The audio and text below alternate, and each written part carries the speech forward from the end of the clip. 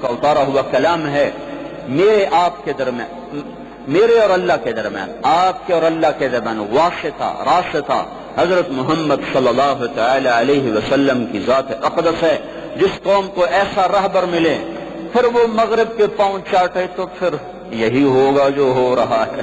جس قوم کو قرآن ملے، جس قوم کو قرآن ملے پھر وہ مغرب کے اندھے علوم کو اپنے لیے نجات کا ذریعہ سمجھیں تو پھر یہی ہوگا، ذلتیں مقدر بن جائیں گی۔ کائنات کے علم کی نفی نہیں کر رہا ہوں، کائنات کا علم سائنس ہے، وہ مغرب کا علم نہیں، وہ تو کائنات کا علم ہے۔ جاپان کوئی مغرب میں ہے، سنگاپور کوئی مغرب میں ہے، کوریا کوئی مغرب میں ہے۔ مغرب کی ننگی تہذیب، مغرب کی ننگی معاشرت، مغرب کی زہر میں گھلی ہوئی، ناچ گانے میں رچی ہوئی، شراب میں ڈوبی ہوئی، زنا میں لچھڑی ہوئی معاشرت سے پناہ مانگ رہا ہوں۔ یہ وہ زہر ہے جو اس قوم میں پھیلے گا، زیر زمین جانا پڑے گا، عزتیں چھن جائیں گی، محبتیں روٹھ جائیں گی، اقتدار کے سورج غروب ہوں گے اور اللہ کے کوڑے برسیں گے۔ یہ دھرتی اللہ کی ہے۔ جب زنا ہوتا ہے وہ دیکھتا ہے، جب شراب کی محفلیں لگتی ہیں وہ دیکھتا ہے، جب ناچ گانے کی محفلیں لگتی ہیں وہ دیکھتا ہے، جب گھنگرو باندھ کے ناچنے والی حیا کی چادر کو تار تار کرتی ہے اور ناموس سے محمد کو آگ لگاتی ہے تو وہ دیکھتا ہے۔ پھر یہ دھرتی پکارتی ہے، یا اللہ یہ کب تک ہوگا، یا اللہ یہ کب تک ہوگا، تو مجھے اجازت کیوں نہیں دیتا، میں پھٹ جاؤں۔ تو میں تمہیں اللہ کے نبی کی بات سنانے سے پہلے تھوڑا سا اللہ کے نبی کو بتایا کہ وہ کون ہے، تو میں آپ کو ان کی خبر سنا رہا ہوں، ان کا پتہ بتا رہا ہوں۔ اما عائشہ رضی اللہ تعالی عنہا سے پوچھا گیا زلزلے کیوں آتے ہیں؟ ابن ابی دنیا بہت بڑے محدث ہیں، وہ اس کو روایت فرما رہے ہیں زلزلے کیوں آتے ہیں؟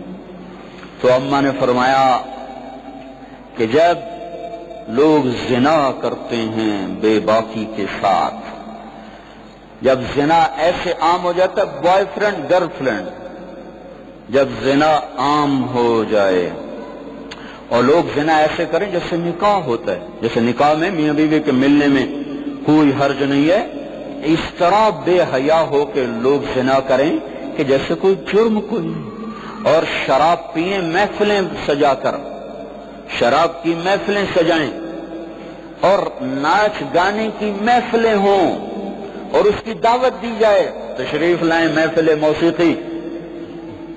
جب یہ تین کام زمین پر ہوتے ہیں تو آسمان والے کو غیرت آتی ہے، تو کہتا زمین کو ہلا دو، زمین کو ہلا دو، پھر وہ ہلتی ہے، پھر جہاں چاہے ہلا دے۔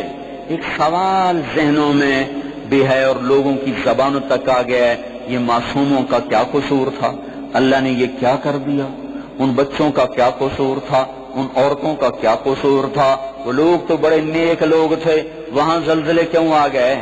پھسلتا پاؤں ہے، ٹوٹتا بازو ہے، اب یہ بازو کہ بیڑی بڑھیا میرا کی قصور آئی، مینوں کیوں توڑے آئی؟ پھسلا پاؤں، ٹوٹا سر، پھسلا پاؤں، ٹوٹی کمر، یہ کیا چکر ہے؟ وہ پاؤں ٹوٹے،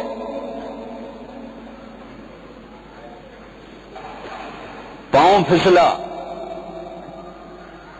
ایک ہمارے علاقے کا بڑا زمیندار پاؤں پھسلا، زمین پہ گرا، نیچے کوئی سخت چیز تھی، کمر پہ چوٹ لگی، آج تک 20 سال ہو گئے وہ کرسی پر بیٹھو، تو گلا تو پاؤں کا تھا، قصور تو پاؤں کا تھا، چوٹ یہاں کیوں لگی؟